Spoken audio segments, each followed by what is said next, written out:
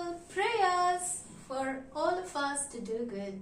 In this video, we are going to know everything about a particular vitamin.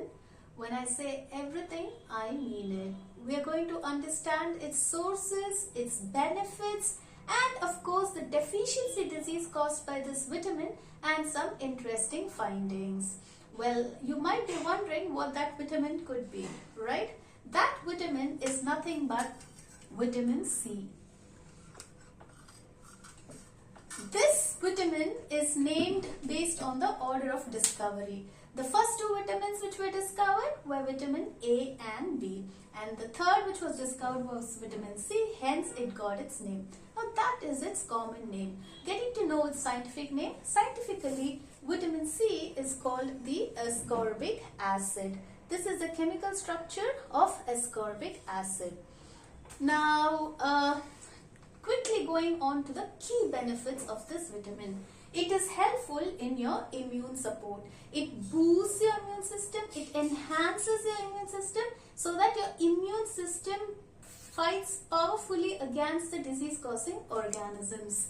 Then the second benefit will be collagen synthesis. We have always heard about this word collagen. What is collagen? Collagen is a protein which has a high tensile strength and it is present under your skin, it is present lining your blood vessels, it is present in the bones, in the cartilage and in the joints. So when two joints, when there is a joint between two bones, in between there is cartilage and the cartilage will contain collagen. So it is helpful in this bone tensile strength. So the bone will be stiff when there is collagen. Hence, eating vitamin C regularly enhances the collagen production. The third benefit of vitamin C is that it is a powerful antioxidant.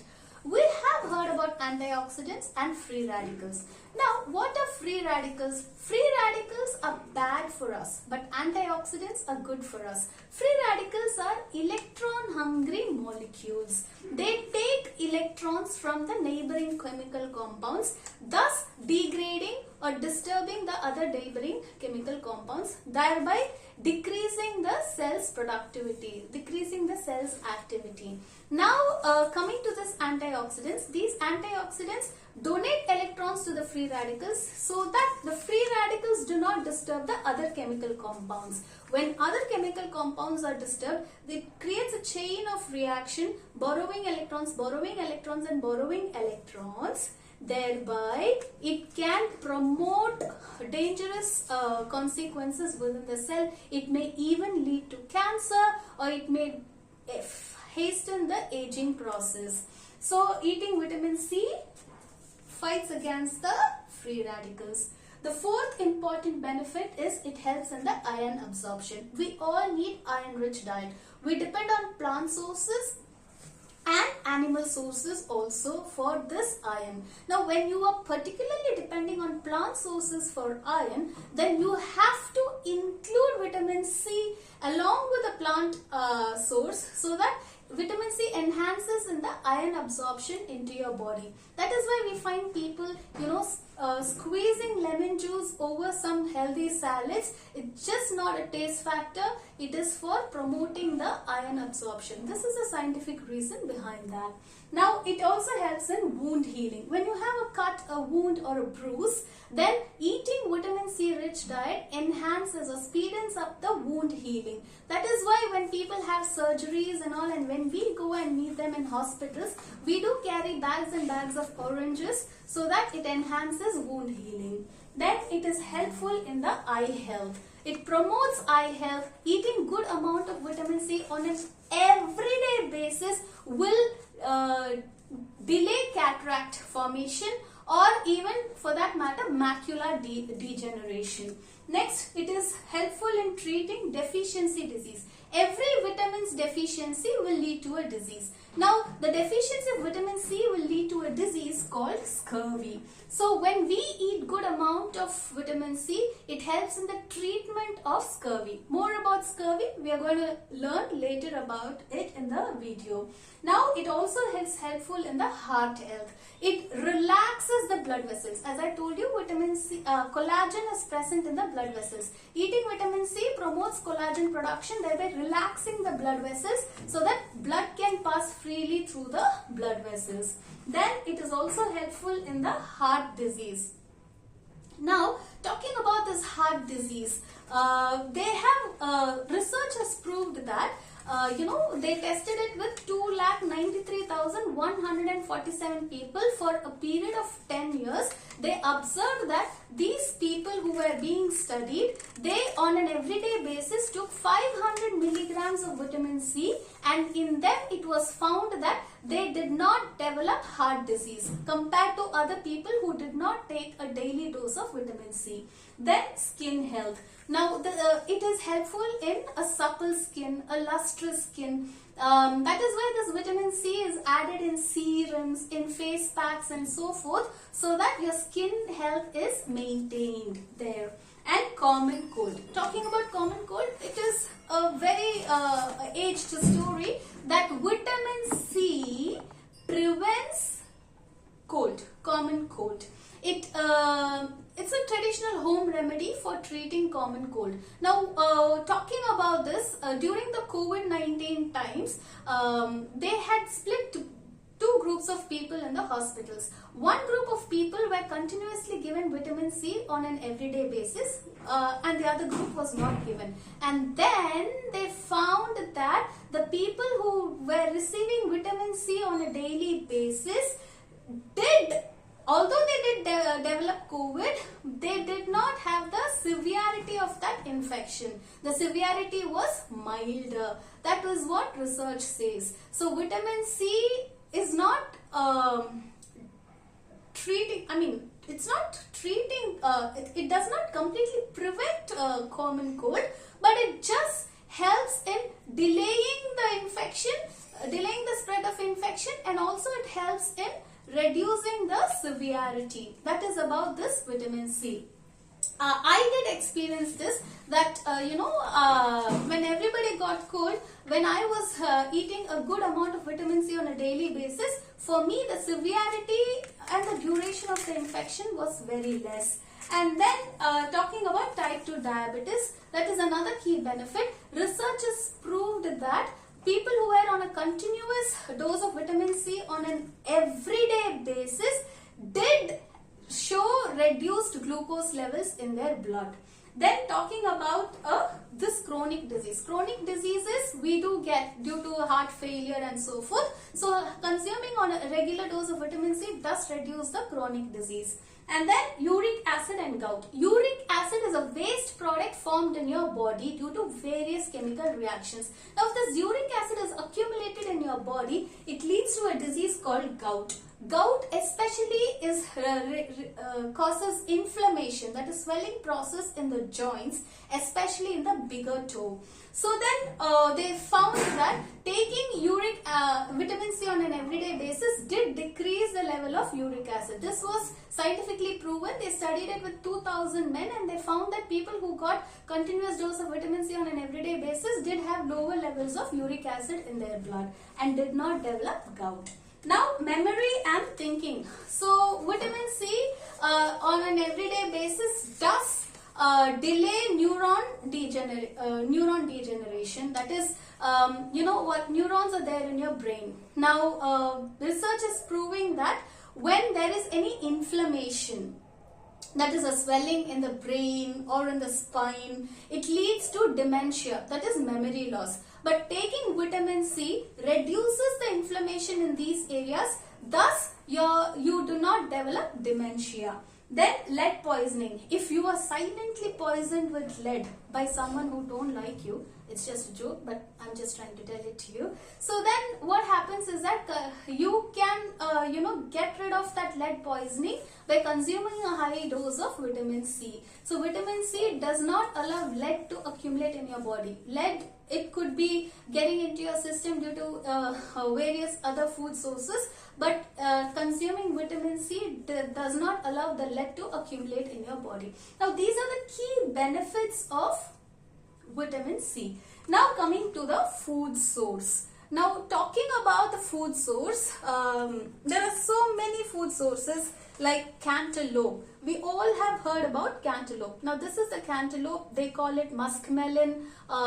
Some people call it honeydew, which is a good source of vitamin C. Now apart from that, there are many other vitamin C rich fruits and of course vitamin C rich vegetables. We need to know which fruit is rich in vitamin C. Now commonly we say that citrus fruits are rich in vitamin C.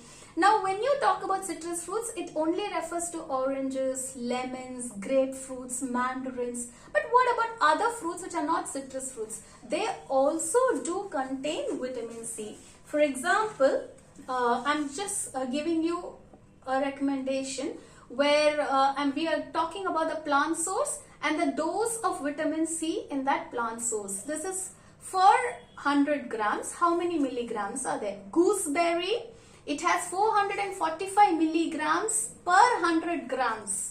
Okay, guava, it has 228 milligrams for 100 grams. Capsicum, it has 183 milligrams per 100 grams. Broccoli, it has 90 milligrams per 100 grams. Kiwi fruit, it has 90 milligrams per 100 grams. Strawberry, it has 60 milligrams of vitamin C per 100 grams. Papaya, 60 milligrams per 100 grams. Oranges and lemons, 50 milligrams per 100 grams. Apart from that, even cauliflower. Cauliflower is also a good source of vitamin C, where it has 48 milligrams per 100 grams. Pineapple, 48 milligrams per 100 grams. Lime, 30 milligrams per 100 grams. Cabbage is 30 again. Spinach, 30. Mango, 25 milligrams per 100 grams. Potato, 20 milligrams per 100 grams. And even tomato, which has vitamin C, which is 15 milligrams per 100 grams. Now those were all about the plant sources. Talking about the animal sources, even the human breast milk is a good source of vitamin C. Like it has 5 milligrams per 100 grams. And cow's milk, it has 1 milligram per 100 gram. So, but what happens is that when we drink cow's milk, we do not get vitamin C because we heat the cow's milk, and vitamin C is heat sensitive. It gets destroyed due to the heating process. Hence, it's always beneficial if you eat these fruits and vegetables raw, because vitamin C is lost during high heat or even if it is exposed to light, we lose vitamin C. Now there are some things called as fortified fruits. There are your breakfast cereals which are enhanced with, which are fortified with vitamin C, that is they add vitamin C additionally. So make sure that you don't expose them to light or heat, because both will decrease or destroy the vitamin C content. Now we are going to talk about the ideal time for consuming vitamin C. Vitamin C ideally can be consumed in the early mornings to wake up your digestive system. You can consume vitamin C, probably lemon juice or gooseberry juice. This all boosts your digestive system. It wakes your digestive system up. Now, but if you are prone to acidity, then avoid taking vitamin C in an empty stomach. Then the other ideal time will be between or before and after workouts, because when you consume citrus fruits, naturally they do have some glucose level. So before and after workouts, you can use these citrus fruits for waking your digestive system up. Apart from that, the glucose, the natural sugar, will give you energy. Then it can be had with between meals. Say for example, there's time between breakfast and lunch. So in between, you can have a good amount of vitamin C fruits, vitamin C rich fruits, so that your hunger pangs are reduced and you also get your vitamin C. And it can be had with meals. As I said, when you're having an iron rich diet, squeeze vitamin C. Then those were the ideal times. What about the dosages? Now research says that consuming anything more than 2000 milligrams per day is going to be having some side effects like acidity, acid reflux, and so forth. So the ideal dosages, let me give it to you. If you have a child between 1 month to 12 months, then the ideal dosage should be 50 milligrams per day. Then 1 to 3 years of age, it is 15 milligrams per day. 4 to 8 years, it is 25 milligrams per day. 9 to 13 years, it is 45 milligrams per day. 14 to 18 years, it is 75 milligrams per day. And adults should consume between 75 to 90 milligrams per day, but do not consume anything more than 2000 milligrams per day. That may lead to acidity and acid reflux and so forth. Now coming to the side effects, as I told you, anything greater than 2000 milligram can cause these side effects.